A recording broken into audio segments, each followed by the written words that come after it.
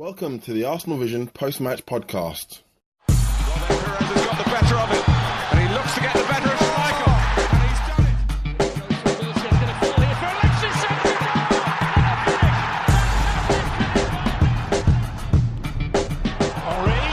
Chance. On a 5-star day for Arsenal, Mesut Özil comes up with the assist of the season, assisting Ronald Koeman the fuck out of Everton. This is the Arsenal Vision post-match podcast. My name is Elliot Smith, and you can block me on Twitter, that's right, at Yankee Gunner.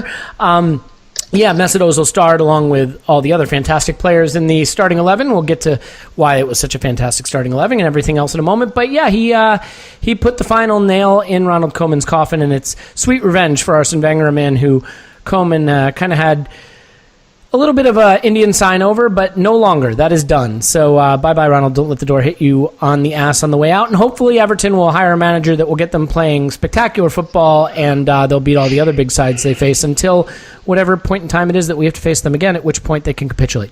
I'm here with Clive. He's on Twitter at ClivePAFC. Hello, Clive. Hello.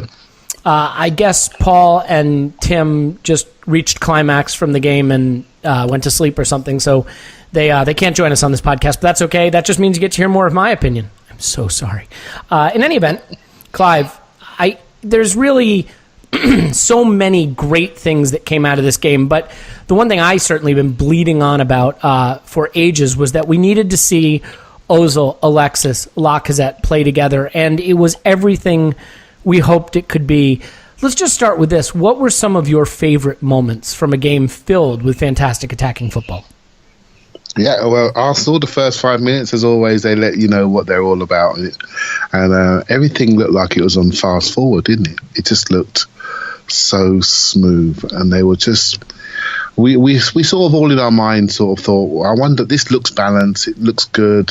You know, you've got like Özil who plays his unique style. But what I was really thinking about was wavelength. They all look like they could be on a wavelength, and we just wanted to see them together and see what could happen. Because on paper they look great.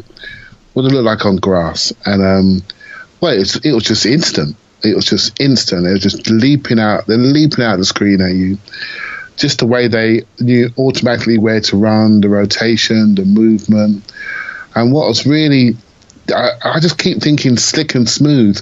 And it's sort of, the one-touch round the corner passes, the layoffs, the wall passes, the availability of all of them. And it sort of grew. It sort of got contagious. And you then saw Ramsey thinking, I want some of this. And then he started playing one-touch passes round the corner, layoffs. And then Kolasinac started to do it. And you're just looking at this identity, the things we spoke about in the last pod that we struggled for, and we sort of spoke about our identity being wrapped up in our superstars. Well, we got all three of them on the pitch, and that was absolutely proven. But what I really enjoyed was how it affected other people, how it made other people come and join in, and then we looked like a cohesive unit going forward.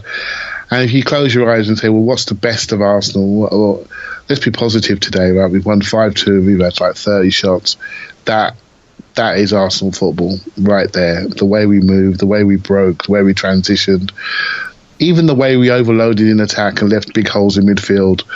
That's very Arsenal-like, but you know what? It doesn't matter when you score goals. When you score goals, all deficiencies are forgotten. Yeah. So, incredibly enjoyable. And it raises the standard, too, because when Ozil's passing and moving like he was, it forces other players to do better, right? I mean, there's no margin for taking 2 touches when one will do, or passing it 5 yards heavy when it needs to be precise. When Ozil's all over the pitch, dropping dimes like that, I think he created the most assists of any player, most chances of any player in any game this season. He was really on it. I mean, there were so many great moments. The Ramsey where he flashed the shot wide early, that move was beautiful. I think it's so unfortunate Lacazette didn't get a goal from his turn and fire in the box. I mean, maybe he had a little more time to just take an extra beat and shoot. But he could have got the ball off Ramsey initially when Ramsey was running. He had a heavy touch. The right. He had Özil to the right, then he has Lacazette straight through on the left, and he went right. And then he knew, then he ran on again and got it back, and then Ramsey squared it, and then Lacazette done the spin turn and had the shot, and what a move! It would have been a was. beautiful goal. Would have been a beautiful goal. And there were so many bits when Özil down the right hand touchline. He gets it. He does a little dummy. He pops it back, gets it back first time, and sweeps it out the other side. 5 Everton players completely out of the game immediately, and he's never held the ball for more than a millisecond. I mean, some of the football that we played when we switched from side to side with one-touch passing was just beautiful. It just makes you wonder, where has it been? Well, wait a minute. You know? All right, stop. No, I'm gonna have to stop you there. I'm not allowing that. Okay. Where has it been? So, look, we're gonna come to where has it been real quick. I'm not gonna do that. No, we're gonna do it. We're gonna complain. Look, man, you've got the right partner for that. But just hang out a second. You know, I mean, the thing I loved about Lacazette too and all those moves is the really great players. The game slows down for them in the box, and they don't panic, and they seem to have their breath and their composure. You look at the goal he scores and the way he just runs onto it, passes it, into the net. He made that look like a foregone conclusion. That's not a foregone conclusion from there. And it's only 2-1, and that's the goal that really seals the points for us. And I love that composure. I mean, if anything, what we saw from Özil, Alexis, and Lacazette on the day is what Ramsey kind of needs to develop, which is just that little extra bit of coolness when he just needs the final you're moment absolutely comes. Right. That's a great spot, right? So there was the one when I don't know who cut it back for Ramsey, and he sort of thrashed at it and went over the bar. It was Koscielny. Koscielny picks him out, and Koscielny did a lot of good running and passing, and it's a pullback right to Ramsey in a similar spot to where Lacazette coolly slots home. You see, Ramsey's got amazing ability to drive and to penetrate down lanes. He ran Everton players off their feet all day long. So I don't want to criticise him, but sometimes if you watch when he gets towards the edge of the area, he runs right through to the goalkeeper. And I sometimes think, when you get to the point where you need to create room, so you need to slow down. If you watch him on his goal, he was going to run through the line, but then he slowed down. As he slowed down, he could collect the ball. Then, great first touch, and he slotted it. Now, the difference with Lacazette is... Let me just jump in there. I think the reason he stops, and this is where I love the awareness, the ability to see what's happening on the pitch. Ramsey had made a further forward run all the way to the front stick. So that's what causes Lacazette to slow up, because he realizes that run is occupied. I'm gonna occupy the pullback space. I thought it was really composed.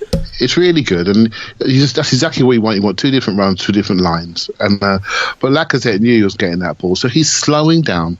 He's creating room to run into, and then when he runs onto it, it's all about shot preparation. Get your strike pattern right, and pass it into the net. Ramsey, sometimes, I'm being hypercritical here, and I've said this many times before, if he just when he's spot on, his arrival time is perfect. When he's really eager like he was on Sunday, he had 7 shots, so he can't really complain. And a goal. And an assist. I reckon 7 shots and a goal, and I think there was a hat-trick out there for him. He was untrackable. Untrackable. Played very, very well. So nitpicking that little 2 percentile is just to calm down when you arrive into the box. Slow down. It will come to you. Leave yourself room to run into it, then run onto it. And what I think we don't see enough of, he's actually got a great edge of area shot. He's got a lot of power, and he'd get a lot more of those type of goals if he just didn't go so deep in the box sometimes. But when we don't have him, sometimes we lack penetration. So I'm probably arguing myself here, but I don't want to nitpick too much on a 5-2 win. Well, but yeah, it was lovely to see the composure when it counted. We're going to nitpick in a minute, but I want to talk Mesut Özil too. He comes in for so much criticism, and yet since he's come into the league, he's created more chances than any player in the league, and he's provided more assists than any player in the league. And he really came alive in this game. I was curious to you, first of all, do you think that Mesut Özil is the kind of player whose quality is so dependent on making other players look good and helping other players shine that you can only get the best out of him by putting other quality players out there? What I mean is that, he can only elevate. And again, all due respect, he can only elevate the Girouds and the Welbecks and the Theos so high, but when you put a Lacazette and a Ramsey and a Alexis on the pitch with him, you give him more of a platform to do what he does, which is making the other players around him better. Do you think one of the reasons this performance was so sensational, so sublime, is because the quality that he needs out on the pitch to do what he does was there for him. I think so. I think sometimes, football's really, really simple. If you just have good players on the pitch, good things happen. I tweeted 3 really good attacking players scoring really good attacking goals. It's not that fucking complicated. It really isn't. It really isn't. If you get them in the right mental place, and I mean, some of those moves and patterns, they just came from people's heads. That's not sort of training ground stuff. That's pure wavelength. That's pure. This is what we do. We're all on it today. We need to put this team to the sword, and we're going to do it. And it was beautiful to watch. And I actually don't want to critique it too much, because we're all desperate to see a team that we all like. We're desperate to see an Arsenal team again. And how about just that's entertaining? That's fun to watch. Calamity at the back aside, this is the kind of thing that you associate with Arsene Wenger. Yeah, exactly. I mean that's unique, and the way the stuff was created. I mean, some of the I was in a little bit of shock. I haven't seen us play that well for a long time. And people are going to look for reasons, and I don't expect people to trust this team, but because we haven't really built that trust up, right? And then you think, well, hold on, Clive, look who we were playing, and look what's happened to the manager today. He's just got fired, blah, blah, blah. You know what? You can go a long way in the Premier League slaughtering the bad teams. I mean, you make top 4 and even build a title challenge slaughtering the bad teams. I think United, when they won their last title, were like bottom of the top 4 league or something like that, or second to last in the top 4 league. So this is where you get your points. It's losing at Watford that kills you in the league, not drawing at Chelsea. Yeah, I mean, we talk about the Europa League a lot, and one of the reasons that the Watford game disappoints me is because we are making significant changes for the Europa League games, and what the benefit of that is, when you have games around those games, you got to make sure you take those points. Sometimes we have a big Champions League game before, after a league game or in between, and we drop points in the subsequent league game, and I didn't want to see us do that. And I still think maybe Watford was down to fatigue from the international break, maybe, but you're disappointed that we end up 0. But here we are a week later, and the team looked really pumped to get those points back, right? And there were 3 points we didn't get last season, so that's good, regardless of where Everton are. Everton fancied us. They thought they were going to give us a kick in. They tried to press us. They tried to kick us, tried to smash us. But in the end, we overcame that with a far greater technical intensity than we've had say Watford, for example. Okay. We moved the ball to a point where they could not keep up any longer, couldn't sustain the pressure, made fouls, got a player sent off, could have been 2 players sent off. Then our advantage told, and we beat them handily in the last 15, 20 minutes. And that's a proper adult Premier League performance. Well, and it's on the back of quality. And so this is one of those things I think is interesting. There's a lot of debate forming on social media around commitment and energy and desire. And, if Alexis and Özil don't want to be here, fuck them, stick them in the reserves and play the guys that do want to be here. And I think this game is not just a reminder, it is a slap in the face at how much talent and quality is going to determine the performance and the outcome on the day. And, you have Mesut Özil, who was a 10 out of 10, who scored a goal quite stunningly, who made the goal for Lacazette, who should have made a couple of goals for Ramsey and had other sensational moves throughout the game. And then, you have Alexis, who was key in the build-up to Lacazette's goal, brilliantly assisted Ozil's goal, scored a solo effort where he just decided to score a goal. I don't know any other way to say it than he decided, I'm having one for myself. And so you look and you say, look, I love Iwobi, hard runner, hard worker, definitely has talent. I'm not saying he won't develop into a special player. I love Danny Welbeck and his running and his chaos and his energy. Those things are great. Olivier Giroud and his flair for the dramatic. But, Clive, I mean, is this the problem, that we have allowed our own expectations of what top players should be to start to slip, and that when you look at Lacazette, Özil, and Alexis on the pitch and the way they demolished Everton, I'm going to tell you something. I don't think Watford were that much different than Everton for the first 70 minutes. They conceded a lot of ground. They weren't that organized. They weren't that spectacular. But we were happy to move the ball laterally a lot of sterile domination. There wasn't that same intensity technically. There wasn't that same quality in end product. And I guess my point in bringing that up is, is this a powerful reminder to us that there is no substitute, no matter how mercenary they may be, for putting sensationally talented players on the pitch, and that maybe Arsene Wenger has no one to blame but himself, because when you look at the 11 that started against Everton, I'm not saying it doesn't have flaws, I'm not saying it doesn't have holes, especially, midfield and maybe defensively, but that's an 11 that you can win things with, right? I mean, that's the quality, certainly in the attacking end, that Arsenal should strive to be putting out there season after season. Yeah, for a lot of people, that could be our strongest team, right? You can debate Mustafi and Mertesacker. Some people are 50. It probably it's 50. Yeah, that probably could be our strongest team. I don't think there's many debates there. Certainly right? our strongest team attacking wise. And look, we conceded 2, just like we did against Watford, and we conceded them quite stupidly. But no one's talking about that because we scored 5. It's just like when City score 7 and concede 2. No one talks about the 2 they conceded. I think, I love Iwobi and Welbeck. Again, not to be redundant, but we're seeing the gulf in quality and how important this quality is. Yeah, well, no one was offering to buy Danny Welbeck for £60 million in the last summer, right? So it's just the quality of player. And I sent a tweet out yesterday saying, look, I'm trying to emotionally move on from Özil and Alexis, and just when I get out, they pull me back in. And what so I meant was I'm trying to get away from them, right? I'm trying to find reasons to hate them. I'm trying to find reasons in my mind to say, well, we don't need them. We need to move on. And then you see that, and you think, oh my goodness, how have we got ourselves into this mess? How have we got ourselves into a situation where our 2 world-class players have got themselves into a situation where their contract situation has dominated the last year. The contract situation of our manager has dominated all this time as well. We find ourselves in the Europa League. We find ourselves scrabbling around between 3rd and 6th because we haven't managed the situation appropriately. We haven't managed those players appropriately. I don't think we've supported them appropriately. I don't think we've given them the tools they needed to do their job to really maximise their careers. Talked about that last time, and I will not change on that. And that's something that I feel strongly about. But here we are. And then we see it all on the pitch. We see it, and then we see what they can do. They can't play every week like that. No one can. But that's a taster of what could happen. And we've got some big games against Spurs and Man City coming up. And for the first time, I think we've got something.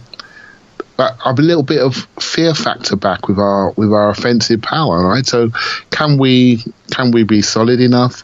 Can we give them enough chances? Can we play with the same level of mental focus and technical intensity when it really counts? No one can say we can, and because we don't trust them and no one trusts them. But that's a sign of what the potential of the group is. And what I'm really hoping is that the players themselves enjoyed it. Maybe they don't feel so discontented. Maybe they will see a more positive light. That's just a fan in me hoping. Because if you don't enjoy that as a player, then there's something wrong with you, right? You must be able to see potential. You must be able to see the potential of what you've just done on the pitch, right? So I'm sure smiles. They enjoyed it, Clive. When you listen to the way the interviews after the match and the way they were reacting to it, I think they had a blast playing like that. And, they referenced that they were doing well together in training. Let me ask you this. Do you think that this is the first time we've seen Özil, Alexis, and Lacazette because Arsene has been a little too cagey, a little too careful, a little too tactical about managing his one-away superstars? Or do you think it really just has been bad luck with some injuries and international breaks, and that he would have loved to have been putting these guys out every match, but this was genuinely the first chance he had to do it? You see, one thing about Wenger, he's a player's manager, right? So Ramsey and Alexis, they had tweaks, supposedly, from being knocked out from the World Cup. It wouldn't surprise me if the manager said, look, I know you suffered disappointment. We've got enough for Watford. Just take some time out. Get yourselves right. Get yourselves fit. We'll come back for the next game. It wouldn't surprise me if he did that. I criticise the manager a lot, as we all do. He just 21 years. He's going to make a few things we don't agree with, right? But I'm sure none of us could do a better job than him if we were on the sideline. But hey, that's the way it goes. So, but what I will say is he does not put himself first. He always puts the players first. He always puts their welfare. And sometimes maybe he overindulges some. And maybe he needed, Özil maybe needed some tough for management, the sort of management that Mourinho used to give him. Maybe Özil did need to be taken off in games when he wasn't doing the business, and and rather than left on always because he's a superstar player. I think players need managing, and sometimes he does it in a soft, nice way, in a crush type way. I'd like to see something different. But, hey, that's his style. But he is a man that does not care about himself. He'll always put the players first. So here we are. We've got it now. And you think he sticks with it? It was nice. You know, look, I think obviously he's going to change for Norwich. That's fine. And look, maybe we'll go to City and they'll hammer us for 7. If we start this lineup, I still think we could hit them for 4. And I'll take 7-4 over 5-0. But hang on a second. But my concern isn't what happens when we go to City, because for right now, I think the league is already gone for us this season for a number of reasons we don't have to go back over again. And maybe it was never going to be on for us at all. But top 4 is not gone, not the way Liverpool are playing, not the way Chelsea are playing. And so my bigger concern is Swansea. And to your point about fear factor, I'm sorry, Swansea are going to be shitting themselves to see Alexis, Lacazette, and Özil in front of them. And between Ramsey, Alexis, Özil, and Lacazette, I trust us to get at least 2 or 3 goals. And at that point, it's incumbent upon them to try to find 2 or 3 to get points. And I think that's how we're going to have to claw our way up the table. So, I mean, at this point, we know Arsene loves attacking football. He can't help but to have loved what he saw, especially driving the nail into Koeman's coffin. Do you think he will now do everything in his power to ride this group to whatever he can? And I mean, the upshot of it is, if he really doesn't care about Özil and Alexis' future, then you have no excuse not to just play him into the ground, right? Yeah, but I hope he's doing. I like what he's doing at the moment. I like what he's doing with the second team. You know, I like how he's fine, giving but them. you wouldn't touch this for Swansea next weekend. It's Swansea. No, absolutely not. I wouldn't. Yeah, I'm going to that game on Saturday. I'm really looking forward to it. I can't wait to see it live myself. And there's not one of us that thinks we're not going to beat them, right? So yeah, I think we'll be good, and I think he'll keep it the same. I don't think there's any reason not to. There's no one injured. There's no international games, not for a couple of weeks anyway. So there's no reason not to keep them together. And plus, they've performed, right? Statistically, well, I don't know how many records we broke. I mean, statistically, it's just amazing, right? So yeah, they've performed. They've done the business. The chemistry was fantastic, and I saw a team out there, right, all on the same wavelength. So I don't see any issues there. I'm really looking forward to seeing the second team again against Tuesday and against Norwich, and I think we can almost name that team now. That's settling itself down. It sort of reminds me, I know you Americans won't know this, but in rugby in 2005, the Lions tour, there was 2 distinct squads on that tour, and it looks like there's almost 2 distinct squads at Arsenal at the moment, and you have to play really, really well to go from one to the other, or you play really, really badly, you flip into the other. Stage of the season, we are running 2 squads, and it's really refreshing. It's not like we've got 2 teams to go and watch. Right? Yeah. It's really interesting. Yeah, the good one and the bad one. It's awesome. Yeah, exactly. what upsets you is that when the good one plays bad, then you think, well, what's going on? Then you question the whole direction of the club, etc. But I'm enjoying what I'm seeing. When we play like that, you can't fail to enjoy it. And I don't want to brag, but I think you'll find there are a lot of things Americans don't know about. Look, it was fantastic, and I think we obviously owe a debt of gratitude to Nacho Monreal, though. I mean, one thing we know sometimes when this team gets punched in the mouth in a game, they fade. When Watford fortunately got their equalizer through that terrible penalty call, it was after that we completely crumbled. And Monreal popped up with the key moment that even though we played them off the park, and I think we had something like 3.7 XG, something incredible like that, wow. We needed Nacho to kind of drag us off the mat a little bit and remind us, we're killing them. This is going to be fine. And then, eventually the finishing came and the great moves resulted in the goals they deserved. One thing that I think is, I don't want to say, so it's interesting, right? Let's talk Granit Xhaka for a minute. Granit Xhaka has a bit of a challenge on his hands in the sense that Aaron Ramsey spent a lot of the day in the opposition box. It's not like he had a partner playing next to him. He also grew into the game, and I think if you watch it again, you'll find that he did a lot of things well. He took the shot that led to Nacho's goal, so I mean he got that right. He hit the post, the crossbar, I should say. He was spraying the ball around pretty well by the second half. But in the first half, he was giving it away again. And those giveaways have resulted in goals. And whether you think he got fouled or not, at best, that's a 50-50 call. Some refs will give it to you and some won't. So you can't expect to be given to it. The first thing I want to ask you just about that moment is, in terms of where you apportion the blame, how much is Mertesacker for where he gives him the ball, and how much is Xhaka for just not being able to play out of that situation? Okay, so... you'll be surprised to know I have an opinion on this. Oh, would you? Oh, you can share after my one, right? So Xhaka, right? So you called it. He's a hub in our hub and spoke sort of system. He is the one-man midfield. And by the way, Man City do the same thing with Fernandinho. They play one man, and everyone else rotates around him. Right, so no one notices because they score the goals, and no one notices the fact that they can get overloaded too. Right, so it's all about execution, bravery, and overloading in higher areas. So Xhaka's our man. He had 120 touches, which was, I don't know, about 40, 50 touches above everybody else. So once you know that as an opposition team, what you're going to do, you know that Arsenal are going to play into him a lot, so you trap him. Right, so and on that goal, there were 3 players around him on the prowl, just waiting to spring. So it pops on our left-hand side, I think Kolasinac, Monreal, and then it goes to Mertesacker. And there's 3 or 4 Everton players in view. Now, what he should have done was just go longer and beat the press, chip it over into Lacazette's feet, just go beyond the press. And he just rolled the ball in to Xhaka's feet. Now, sometimes footballers always say, right, when you pass the ball has information on it. Right, so if you roll it in, that's telling you you've got time. I'm just rolling this ball into you, and as the ball was rolling, Xhaka could hear the hooves. He then sprints towards it, and then he has a slightly big touch. He tries to get his leg in front to protect it. Guy kicks his leg. That should be a foul. He goes down, doesn't get the foul. This is England, right? So you're not 50-50, you get that foul. And then they go through and score. Now, what should happen? Mertesacker should press that ball. The first thing you should do is close the distance down. Be a big body. Don't let Rudy see the goals. But he steps away, and he can do that sometimes, right? So if he presses the ball, then immediately Koscielny and Monreal will cover around, and they'll cover around the runners. So he just hesitates, and while he hesitates, allows Rudy to have 2 touches. He's in the top corner of our net. Now, what could have been different? As the ball's been recycled, what Mertesacker should have done was buzzed it into Xhaka's feet and then move off the line, create an angle. So Xhaka would have just walked past it back and would have gone out second phase.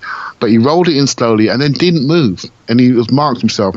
I couldn't see if Koscielny was free on the right-hand side. He may have been, and that may have been the pass. There wasn't really around the corner pass because Ramsey was slightly higher. And so sometimes the situation just happens. So maybe what he should have done is think, I'm in a bit of trouble here. I'll try to protect the ball and take the foul. But really, it's a combination between Mertesacker, the pace of the pass, the lack of movement off the line to create an angle. This decision, it comes back to our exit strategy. Sometimes we get caught in our half doing silly things, and this is not the first time it's happened. But we do play a lot of football in our half, and we play through the thirds, and it's risk versus reward. And we do overload in high areas, which is great when we score. When we don't, for example, Stoke, very similar, when we get caught and we're high up, and then they go through and score with 2 passes, then you question the player that loses it. When really it's a risk and reward strategy, and we've got to be far smarter how we exit. Now, I'll give you an example. Sorry, I'll keep going on this one, but on the sending off, when Kolasinac passed the ball into Xhaka on the sending off one, that ball was fizzed into Xhaka's feet, which meant he was going to knock it straight round the corner and use the pace of the ball. And the difference is, because the ball was fizzed in, it created a situation that actually created the foul. By rolling the ball in, you attract attention, really attention, and you attract the press because you know it's going to be a standing target to go and tackle. So we had a debate on WhatsApp earlier. I said 50-50 between Mertesacker and Xhaka, but the guy sort of beat me down to 70-30, Xhaka's fault. But we'll see. Look, watch Manchester City play out from the back. they put themselves under incredible pressure. And if you watch their game against Napoli in the Champions League, it was insane. I mean, they're playing it to each other in between two attacking players, pressing them back to the keeper who's taking a step away from an attacker to slide it forward to a center back on the edge of his own 18 with two players bearing down on him. That's the way they want to play, and everybody's expected to be able to play the ball to feet and use the ball intelligently. And I think what's happening to Xhaka is a couple things. First of all, maybe it's in his head a little that he's been a little loose with the ball because his touch is not clean. Okay? You know, I get that puts him under a slight bit of pressure, but these are Premier League footballers, right, Clive? So he should be able to take a soft touch, and if he doesn't think he can turn and be progressive with it, give it back to Mertesacker or give it to Nacho Monreal or someone like that. The touch is heavy. He's then a little too slow to get back to his own touch, and admittedly, maybe because he's fouled, that's fine. But he creates that problem for that, but also because of his one-footedness. And I thought this was a game in the first half where, again, it seems that it's been figured out that right leg is just for standing on, and that's causing problems. I mean, he cannot turn to that side, so you have to give him the ball in a certain position. He has to receive it on his left. And that's problematic. You know, again, he played 100 passes, and I thought he actually did pretty well in a lot of situations. I mean, 12 of 15 accurate long balls is pretty impressive. But he was at 83.8%. That's kind of high for where he has been. But we're used to central midfielders playing at 90, 91, 92. I mean, Ramsey, who's not particularly known for his precision, 88%. Özil, 89%. How about our central defenders? Monreal, Mertesacker, Koscielny, 91, 94, 93%.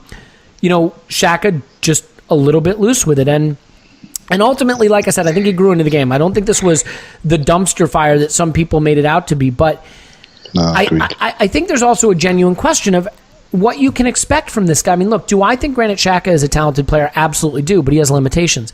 You've got to put a mobile guy next to him. You have to give him someone who, under pressure, you can just give that ball next to his partner, and his partner can wriggle out of trouble and carry the ball forward. And if Aaron Ramsey, off the ball, wants to go bombing forward, look at the pass maps. It's Granit Xhaka as a big fucking red dot in the middle of the in the middle of the pitch, and nobody near him at all.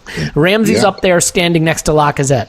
So, you know, I think the player that suffers the most from this two-man midfield that with Ramsey becomes a one-man midfield is Xhaka, and it exposes the weaknesses in his game. Do I think he's a talented player? Undoubtedly. Do I think he's a little slow? Do I think he's very one-footed? Do I think he lacks mobility and the ability to get out of tight spaces in a composed way? Yeah, I think he does, and I think he's someone who would benefit tremendously from having that safe partner next to him. I mean, maybe, look, we don't have a lot of midfield options, right, Clive? So there isn't an option that I love. One thing that has been mooted a little bit, I think, online that to me doesn't sound like a fit, but I'm curious to get your thoughts. There is so much desire to see Jack Wilshere break back into the first team. I don't see a place for him right now, especially, look, he's not going to replace Alexis, Özil, or Lacazette. He's just not good enough, and he's not ready to on merit, be picked ahead of any of them. Do you think the notion that he could be picked instead of Xhaka makes any sense? Or is that a position that's just too demanding for what his legs have right now? Yeah, well, it's interesting. I mean, when you listen to the game, Tim was on, I'm sure he would say the same. The crowd was singing Jack's name from minute one. Look, right? He's been at the club since he's 10 years old. You can't... It's hard to hate Jack Wilshere no matter how many chances he's had or injuries he's had or things he does that frustrates you.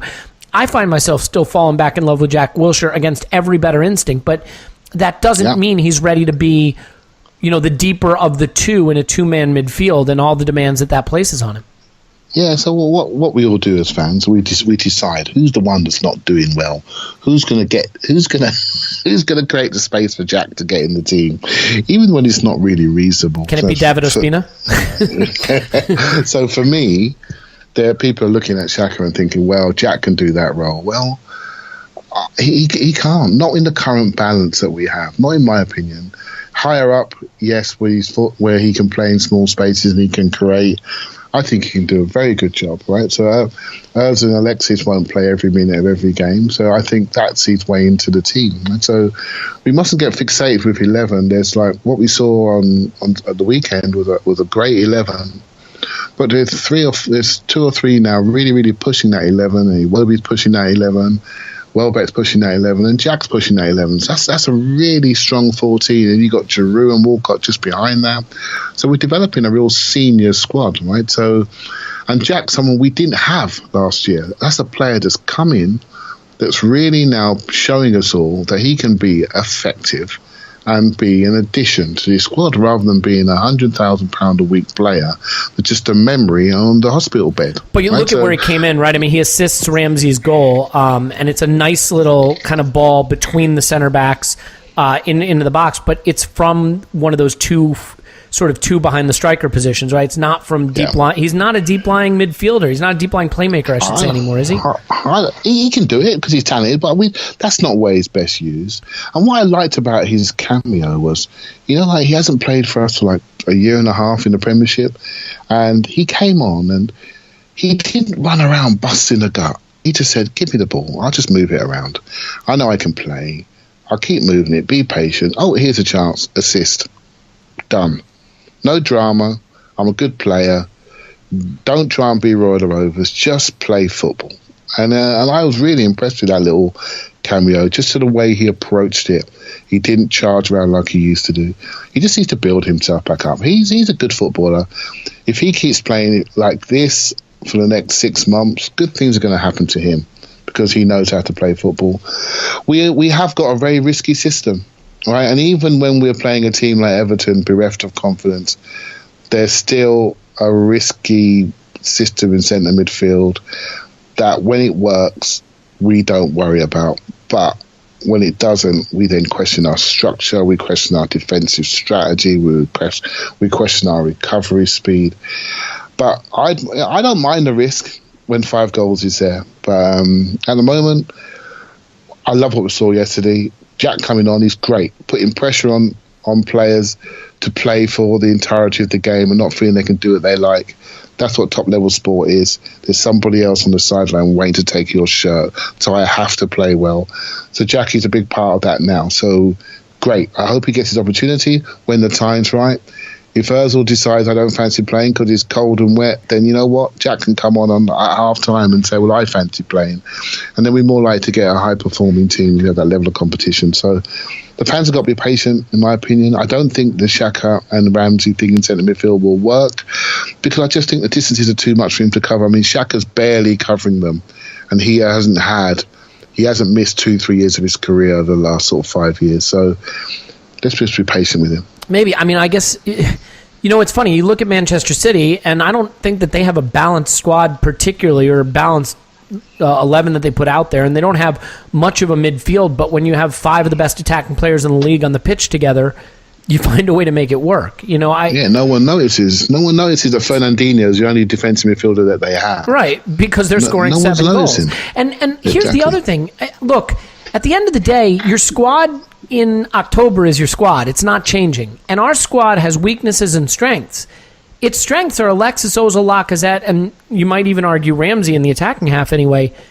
Yeah. So if you're going to go away from them, you're really starting to emphasize your weaknesses, right? If you're like, well, I'm not going to play Özil, I'm going to play Iwobi because he gives me more running and defensive contribution. And I'm not going to play Alexis, I'm going to play Welbeck, or I'm going to play Giroud because he can help head defensive headers. Like, okay, great. So what you've done is you've blunted yourself in the area of the pitch where you had a major advantage, and at best, you've brought yourself up to average in the defensive half of the pitch. My argument is, instead of trying to make yourself an average defensive team at the expense of your attacking, just be a team that can be elite attacking and suffer through the occasional ridiculous goals you're going to concede. And we've seen that work. We've seen it work for other teams, and we've seen it work for us. What we have not seen work for us is being a mediocre attacking side that's also a mediocre defensive side. So it was just a joy to see us go do what we do best with our best players on the pitch. I think Ramsey's an interesting one. Clive, this is an interesting game for Ramsey. He gets a goal, he gets an assist, albeit, it's an assist on Alexis' goal, which is hardly an assist.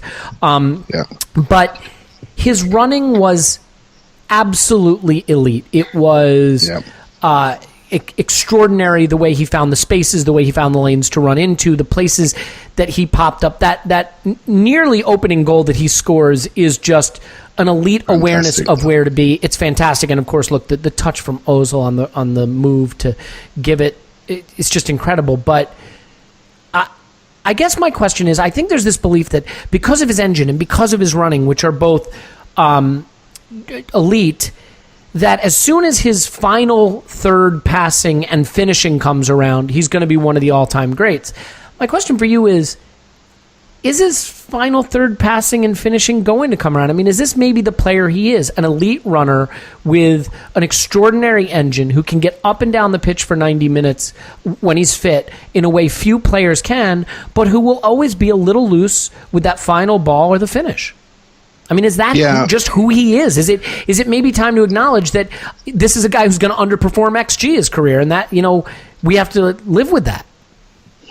I think he's one of the hardest players to really assess, because every time you're about to rubbish him, he does something fantastic, and every time you think he's finally cracked it, he plays a really ridiculous pass or has a shot falling over that goes out for a throw-in. He's a really hard person to sort of read, and the people that love him see all the good things, and the people that don't see all the bad things. And what I see is a player that has peaks and troughs, right? And I was talking to a friend of mine, Jane, online today, and she summed it up beautifully. She sort of said, he's a player that does the difficult things easily, but the easy things he finds hard, right? And so there was a bit in the game where he received the ball on the half terms, just swept it round, little dummy inside, runs the ball towards Alexis. It's a 4-yard pass, literally 4-yard pass, and he passed it a yard to the side of him. Alexis goes mad and mentally, just shouts at him, and the two of them there arguing in the pitch, and you're thinking, wow, and I'm being objective here now. So receiving the ball in the half turn like El Neni could never do, spinning around, you know what? That's lovely. Just play the ball. It's a simple ball, but he just loses his shape on the pass and it goes to the side. Now, other people do that as well, and other people are loose with the pass. Alexis is very loose with the pass, but we don't mind, and you know why? Because there's credit in the bank, right? And I always say to players that I look after, I say, debit and credit. How much you got in your account? Have you given the ball away 3 times on the trot, or the next 2? You got to make sure they go to the same colour shirt, so you're back in credit, right? You give the ball away 3 or 4 times, you're in debit. We don't mind when Alexis gives the ball away, because he always does or has a goal or an assist or a key moment. Because he drops one onto Mesut Ozil's head, where it's easier to score than miss. Yeah. He's got credit in the bank. Ramsey needs to build up his credit, and that's when he'll stop dividing people. Right, he sometimes plays like a player that's got 20 goal a season player. He takes shots, he takes risks. He plays like this credit in the bank, which is a real personality. You got to be brave to do that amongst players like Alexis and Özil. But when you look at the numbers, there isn't that much credit in the bank. So he needs to get that credit in the bank, build it up. We can all see he's moving well. He's not playing 3 times a week. And as soon as he does, he has a little strain. So those players like Jack and Iwobi and Welbeck and Theo and El Neni and Coquelin are all giving him time to rest. And he looked really fit yesterday. He looked really energetic. And that was due to time he's had off. Right? So he comes out there, and I want to see the player deliver more. There is more goals in him than we're seeing. You know what he is in a way? Sorry, just to cut across for a second. No, go ahead, mate. He's kind of like an attacking midfield version or a central midfield version of Danny Welbeck. There is an absolutely extraordinary player in there between his engine and his intelligence and his running. But when the ball comes to his feet, all too often, he can't do the bit that takes you to that next level. And it's like Welbeck, right? I mean, between his strength and his pace and his running and his power and his aerial qualities, I mean, he could put himself in the conversation for best strikers in the league. It's the problem that what happens when the ball comes to him in the box, he lets himself down. And Ramsey is almost like the central midfield version of that. And I guess, can we expect that to change? Or is that, is this Aaron Ramsey? Is this the player he is? He may well be. I'll give you another analogy. Potentially, he's like Dele Alli, right? So, Dele Alli. Well, Dele Alli, right? I actually think Aaron Ramsey is a way better footballer than Dele Alli. Yeah, he's on every single advertisement. FIFA this, BT this. And you know why? Ramsey is a more involved player. Dele Alli does not get himself involved in games all that much. He just doesn't. Yeah, and you know what? I think, you know why he gets all the praise he gets? Because he makes big moments work for him and he scores more goals. That's it. Aaron Ramsey has the ability to score more goals than Dele Alli, and then no one will be talking about Dele Alli. I'm telling you, this boy can play, but it's all about your end products and what you do when it counts. Your decision making, can you feel the game? Yesterday was a game where we needed him to overload, and he did it brilliantly. There are other days, like at Chelsea, when he seemed much more instructed to stay behind the ball more, and he done that brilliantly, and he outran and outpressed Kante. I mean, he did that. I mean, he has got tools in his toolbox. He's got to work out what he is, for me. And the team, I'd love him to work out what the team needs. So yesterday I felt he really did push forward well, and we needed that, right? And they weren't very good. On a day when we need him to be more disciplined, he can do it, and I hope he can feel the game and gives us what we require. I think he's a very important player for us, and I don't always like him, but I do respect him. I do respect what he tries to do. I do respect his personality amongst other big players. He refuses to be bowed. He'll argue his point. I would like him to have more credit in the bank before he does some of the things that he does. But I can't deny he's a big player. And at the moment, we're seeing the most from him because he's not forced to play every 3 days. That's for sure, yeah. And I think we're seeing a much fitter player because of that. And I think it is hugely important because if you take him out and you put in an El Neni, you may get a better, safer partner for Xhaka, and you may get a higher pass completion rate, and you may have a little more control in midfield. But suddenly, it's easier for defenders to track where Alexis and Lacazette are running to pick up Özil. Lacazette gets his goal because Ramsey has run all the way to the end line, and a central defender has had to follow him there, leaving an entire center of the box for Lacazette to occupy. If that's El Neni on the pitch and he's standing 25 yards back, that central defender is all over Lacazette. Ramsey's running creates those lanes. Sure, we'd like him to do more when the ball comes to him, but the space he creates by taking a defender away from Alexis, Özil, and Lacazette is invaluable. I think, and it's interesting because you see these players interact, and their qualities all seem so suited to each other, and it was so brilliant to see. I thought Alexis was great on the day. It's funny, because of Ozil's brilliance, Alexis didn't get a lot of credit, but 2 shots well saved by Pickford. The goal that he scores is brilliant. The assist he provides is just next level. A virtuoso performance for me from Alexis without stealing the spotlight somehow, which is unusual for him because so much of what he does is on the ball. He starts the move that results in Lacazette's goal. I believe he had our highest sort of XG chain rating, progressive passing rating in the game in terms of sort of building the play. His dribbles were coming off for him in this game. In the little tight spaces where they did try to get around him, he was able to get away from them. But whenever we win big, it feels like one of the talking points has to be how bad the opposition was. Now, I don't particularly give a fuck because I think there are a lot of bad teams in the Premier League. I thought Watford was terrible when we went there, and we had 70. Stoke were terrible. Well, yes, and that's exactly right. We had 70 minutes to win the game against Watford, and we sat on the ball and did nothing. And that's really the problem for me. But for you, are you willing to draw conclusions from this lineup and this performance, or do you feel you have to throw sort of a damp blanket on it a little bit because of the opposition and the fact that they were kind of in turmoil? I enjoyed how they played. Real quick, I'm going to answer my own question just real quick. Let's not forget, last time Ronald Koeman was in turmoil and had lost like 9 of 10 games was with Southampton, and they beat us 4-0. So we're perfectly capable of being the spark that reignites a team that's struggling.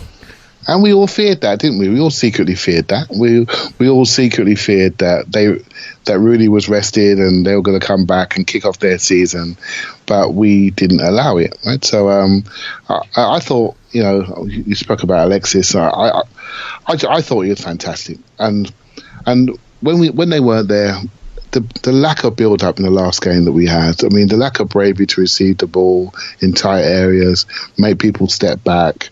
I mean, he gets people booked, he gets fouled, he drives on. There was a lot more, wall passes and flicks around the corner. And I was watching. I was on holiday today, so I watched the game a couple of times. And on the assist for Özil's goal, if you're watching him running with the ball, his feet are just dancing around the ball. They're just dancing around the ball. And John Joe Kenny is a good young fullback, just making his way in the game. He daren't move. He daren't move. He backed off. And then he just clips it in, and it's a goal. And I just think he's the player that sets us off, and it just breaks my heart that we are where we are with the two of them, because the balance is there. We can all see it, right? We can all see it. And, the guy who's great on the ball, the guy who's great off the ball, the guy who does the running. So let me ask you this then. I mean, did Arsene Wenger miss his window? Did he blow it? And what I mean by that is he had Alexis and Özil, and he tried to play him with Oxlade-Chamberlain, and he tried to play him with Theo Walcott, and he tried to play him with Olivier Giroud, and that wasn't the solution. And he tried to play him with a midfield of Flamini and Coquelin behind them, or, I mean, granted, there was that little period with Santi Cazorla, but, rip, Santi, we miss you, we really want to run to you, all that stuff. I mean, did Arsene Wenger, in the summer where he only bought Czech, in the summers where he flirted with strikers but didn't go get them, did he miss the chance? And we got a little glimpse of it on this day. Did he miss the chance to build a special team that maybe could have had what it needed to, well, certainly win the league the season that Leicester did, but did he blow it? I mean, did he have two really exceptional talents and fail to go the step further he needed to surround them properly? I mean, is that what we saw on this day? Well, you've heard me talk about sometimes we lack a little bit of urgency in our club, right? So I was reading some things on Mourinho, and not someone I like, but he creates an urgency. When he joins a club, he creates an urgency to win. So the first year he has a look, and the second year he creates an urgency. I don't like how he plays, but I do like how he creates an atmosphere in a club which says we need to win, and we need to win now, right? So not everyone can win. Right, so, but I would like to think when you're investing in, when it gets to like north of 30 million, for us, that's a big purchase, right? So we've got 3 or 4 of those in, Mustafi, Xhaka, Özil and Alexis. And I like to think in my own little tiny mind, when we buy those players, we have a plan for them. We have a plan to support them. We have a plan to deploy them. And I feel that we have missed a trick slightly. And it's been highlighted yesterday to find a forward that moves like they do, that sees early movements, that plays one touch, combines, and to see the three of them just flow around that pitch, you can't help but feel, what have we done? What have we done? And have we mismanaged them slightly? Have we not given them the tools they required? If you look at any Özil YouTube video playing with Ronaldo and Benzema, and you look at the movement off them and Di Maria, why would you give him Giroud?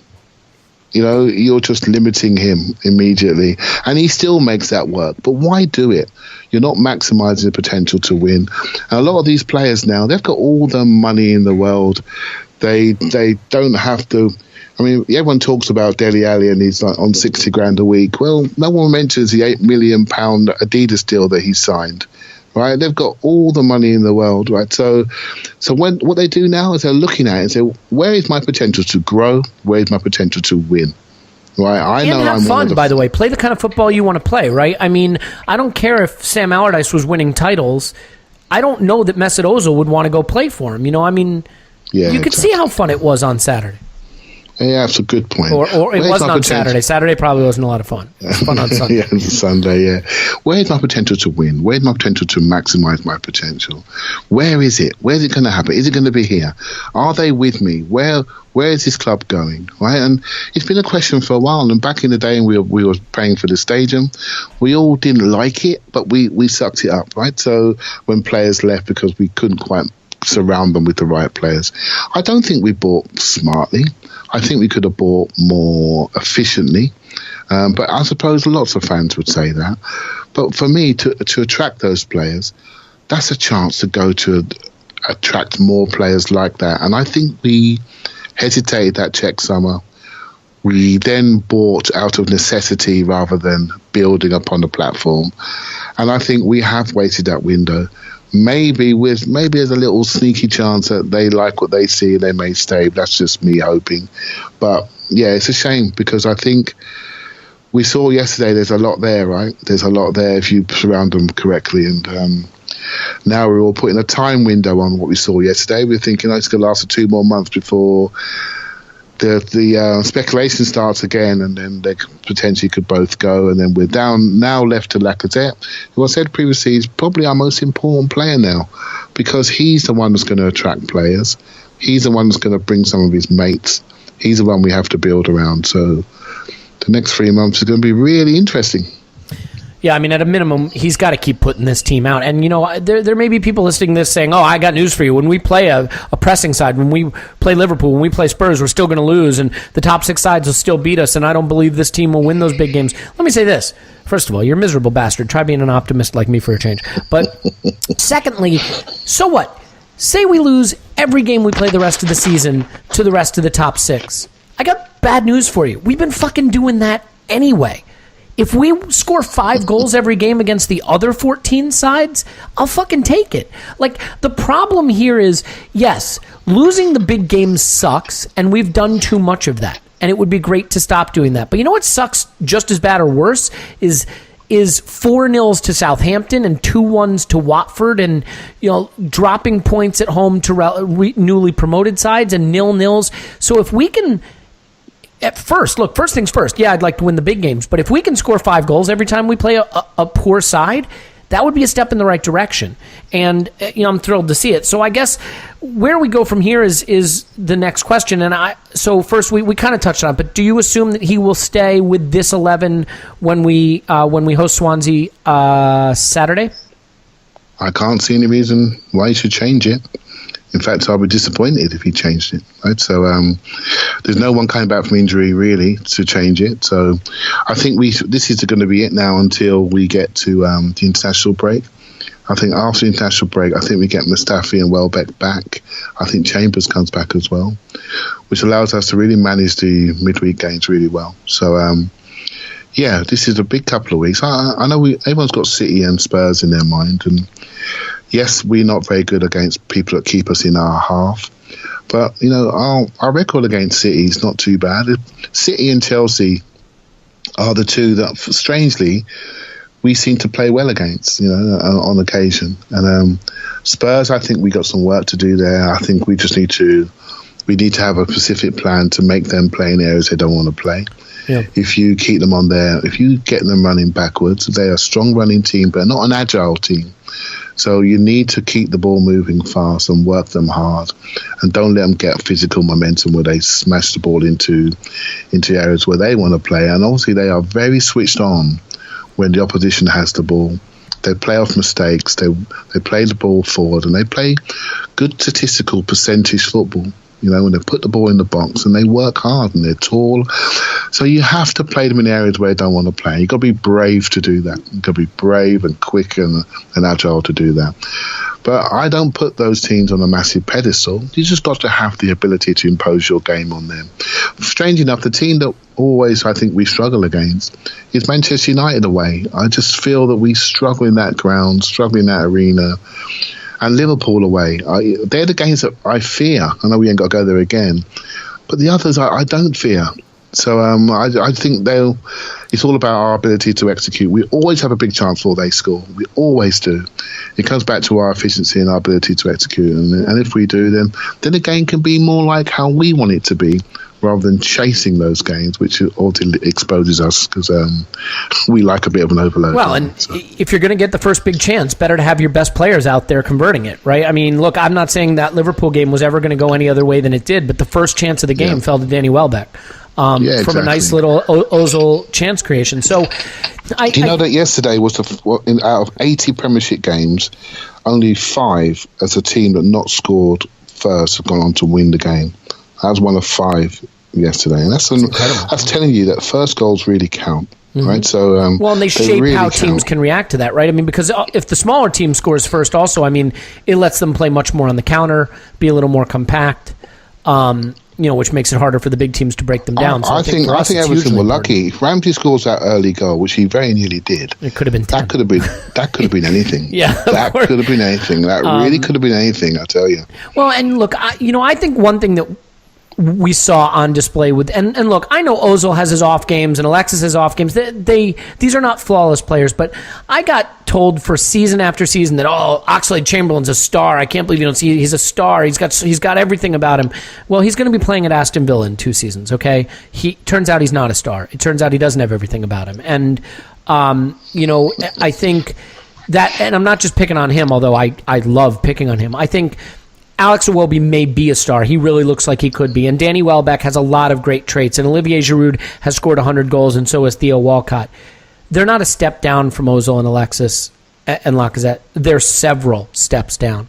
And we are not good enough in other areas of the pitch to step down that far in the attacking half and get away with it. And so this is the way we're going to go forward, is scoring a lot of goals with our best players on the pitch. And yeah, I mean, it's going to be bittersweet if you're assuming that Özil and Alexis are gone. Then at a minimum, get the most you can out of them. One other thing, just real quick, that I thought was nice. We put 3 center backs on the pitch, okay? Clive, when was the last time we put 3 center backs on the pitch where you looked at all 3 of them and you loved every fucking player? I fucking love Koscielny. I love Per Mertesacker. Yeah. I love Nacho Monreal. Now, look, I'm not saying the 3 of them are, vying for best defender in the world awards, but what I'm saying is it always seems we have some comedy defender, someone who divides opinion, Mustafi, who has some crazy diving in challenge in his locker, or Rob Holding, who can look like a dumpster fire when it's not going for him, or Callum Chambers, who can look like a deer in headlights, or Squillaci or Sylvester, or we know all the names. How nice was it to have 3 grown-up, likable, experienced, quality center backs on the pitch together? And I think they were a big part of why it went well for us on the day. Yeah, massively. And funny enough, the way the TV angle was, Koscielny's distribution out of the back was absolutely fantastic. Right? He just got ability. I mean, considering he's played left centre back for 5-6 years, he's now right centre back in the 3. And he's just gone to that, no problem at all. I think he loves having Per Mertesacker next to him. I mean, for him having that instead of the shivering wreck that is Mustafi, I think it makes a big difference. You know what? I hadn't really noticed that, and I haven't really put that emphasis on that. But you might have a good point there. I think he looked really good yesterday. I was really quietly impressed with him from an Everton team that were trying to trap Xhaka. He wasn't having it. He could see it, and he was buzzing it into Özil. He was flicking around the corner to Bellerin on the move, and we were off and running. Should have had an assist. The pullback to. I mean, when was the last time you can remember Koscielny making a run all the way into the opposition area for a pullback to or should have been an assist? I mean, we think of him as sort of being geriatric at this point because of his Achilles, and he's getting older. But he was all up and down the pitch all day. He was, and it was interesting that Monreal was a overlapping left centre back. Oh man, I love Nacho Monreal. Right, so they really did overload as a team. Right, we really did push them back.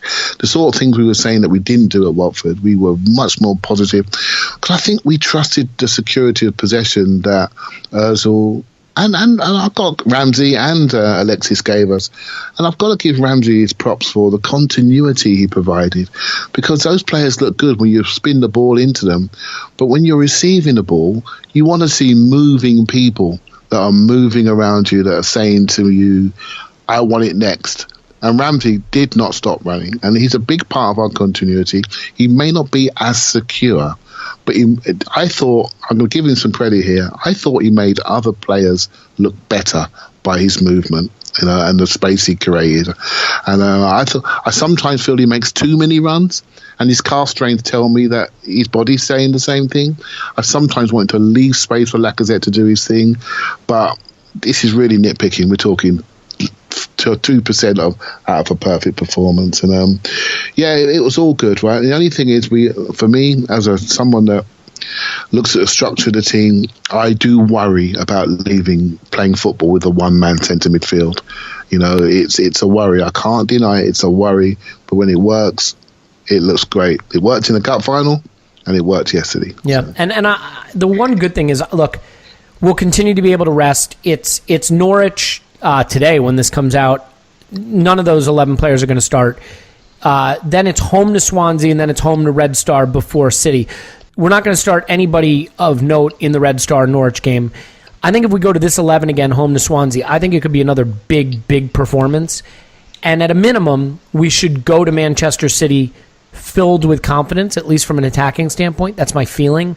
And with these players having two really good chances to play together and develop their relationships on the pitch together. So whatever happens at the Etihad, we should be rocking up there with a team that can score goals and feels confident. And that's not exactly what you would have expected coming off the result at Watford. And unfortunately, I just can't help but want to bang my head into the table for stupidly dropping those points to Watford, because you look at the table and it's right there for us for no particular reason and through no credit of our own.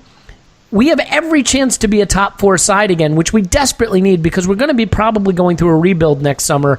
It would be great to do it with Champions League football to offer. Yep. And those drop points to Watford just look like a huge missed opportunity now. So let's continue with this 11. Let's build on this. Let's redevelop, rediscover our identity as an attacking side.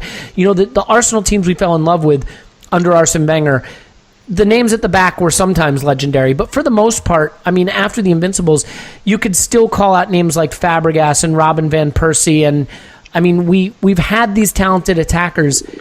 This front three is as good as we've had. Alexis, Özil, and Lacazette, and I think as we've been saying, maybe this is what we can build an enjoyable season around, and hopefully they'll be around at a minimum for the rest of the season. Clive's on Twitter at ClivePAFC. Thanks, Clive.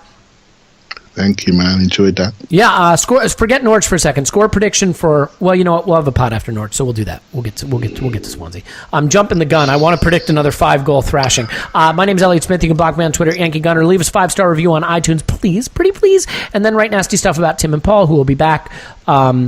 They presumably will have cleaned themselves up from whatever climax they enjoyed after watching the game 3 or 4 times, and we'll be ready to go and discuss the Carabao Cup, the excitement that is the Carabao Cup. Will Reece Nelson and Ainsley Maitland-Niles, our future right and left wing back, shine again? We will see. In any event, thanks for listening. Hope you enjoyed it as much as we did, and we will talk to you after Norwich.